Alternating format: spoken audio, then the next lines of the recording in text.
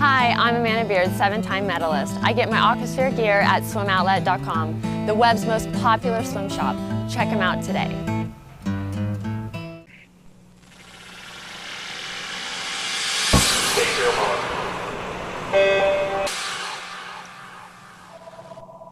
Welcome to the Morning Swim Show for Thursday, December 15th, 2011. I'm your host, Peter Bush. In the Funnies Monitor today, we'll talk to Bob Strand. He just turned 65 and celebrated by breaking 3 Masters world records in his age group. Bob joins us right now in the Funnies Monitor from Eagle, Idaho. Hey, Bob, welcome to the Morning Swim Show. How are you? Oh, I'm really good, Peter, and thanks for inviting me to be on the show. Pleasure to have you. Where is Eagle, Idaho? Eagle, Idaho is about 7 or 8 miles from Boise, up in Bronco country, football country. I thought you were a California guy. Yeah, actually, I just moved up here about 4 months ago from Pasadena, and I'm adjusting to being about 15 degrees today. So you're going in the opposite direction of most people. You might say that. I have an 8-year-old daughter, and we wanted to get her in a little better school situation than Pasadena. So, and it's really a cool town up here, so we're really happy to be here. Very cool. Well, that cold air will keep you young. It'll keep you awake, I'll tell you that. 8-year-old daughter. Yeah, I have a 45-year-old daughter also, so I've gone around twice. Yeah, well, the same could be said for your swimming career, right? I mean, you take a big gap in the middle, but you're great at the beginning, great at the end, right? Yeah, actually, that's very true. I was out of the water for 25 years. I was a national champion age group swimmer, and then got back into Masters when I was 44 years old, and been swimming Masters, and obviously loving it ever since. Why, after 25 years, did you jump back in? Actually, as I think a lot of Masters do, I was kind of at a low point in my life, I think, and a friend of mine said, "Hey, come on down to the YMCA and lift some weights with me." And I said, "Oh, okay," and I went down with him, and there was a swimming pool, and I smelled that chlorine, and I said, "I got to get back in here." And it was an amazing thing to go to my first swim meet and couldn't believe that it'd be possible that I could be back swimming, and it felt just like I did when I was a kid. I was just as excited as I was then. Isn't it just tremendous that those old feelings come running back, the adrenaline's pumping, and you just feel fantastic? Well, it's exactly the same. In fact, the first Nationals that I went to, which was only about 4 months after I started swimming, I said to myself, I'm looking around, I mean, this is serious business. People that, if anybody has a perception that USMS swimming is lightweight, go to Nationals and see how serious it is, or go to Worlds and see how serious it is. So you better do your training. And like Rowdy was saying the other day, he gets just as nervous now as he did when he was a kid. Talk about things that keep us young, right? Exactly. Follow that black line on the bottom of the pool. On a day when you don't know where you're at, or life's kicking you in the tail a little bit, it's really nice to be able to just go to the swimming pool, go somewhere that you really understand. Well, you're obviously swimming fast, still breaking Masters world records, but I know it's been a pretty challenging past year for you. Tell us about a little bout you had with cancer.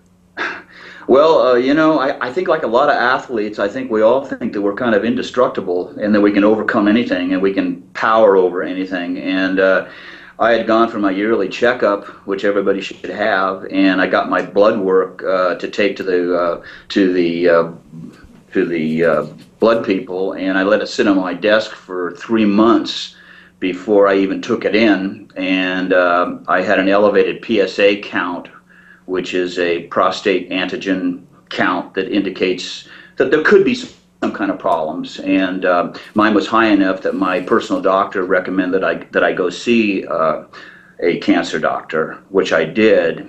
And long story short, went through the initial examinations, and then went through a rather painful biopsy, and came up with a fairly aggressive prostate cancer. And after you have that biopsy, you can't have any surgery or any radiation or anything for about 6 weeks until the prostate calms down from the biopsy. So I asked my doctor, what was the first thing I asked him? I said, "Hey, I I've got Mesa coming up. Is it okay that I swim nationals? And he said, yeah, I can't do, we can't do anything about this anyway now. So actually, I went to Mesa in what was that, late April or 1st of May, and then came back the very next week and had my prostate removed. And when they remove the prostate, they do a pathology on it, and the cancer had gotten out of the prostate, and that's when you can get in trouble. Prostate cancer is a very slow-growing disease as long as it stays within the prostate. Mine got out to a certain extent. I'd like to point out that about 35,000 men in the U.S. die every year of prostate cancer. And I think part of the reason for that is the examinations aren't very comfortable. The biopsies are certainly not very comfortable. Some of the after effects of prostate surgery can be sexual dysfunction or urination issues and things like that. And I think a lot of men are just afraid to go down that road. Yet again, the PSA test is such a simple part of any blood scan, and if there's any elevation in it of significance, it doesn't necessarily mean you have cancer, but at least it alerts you to the fact that there's something going on in your prostate. So where are you today? What's the status of your health? Status today is I'm taking a PSA test every 3 months. It has to basically be 0. 0.001 would be as high as they would like. If it starts to elevate at all, then radiation would be the next step, because then once it gets out, if it's out, then it can go to any part of the body. So it becomes a much more serious situation. Well, Bob, we certainly hope it does not come to that. It's been a remarkable comeback story already in the pool. We don't want to have to see another one outside of the pool.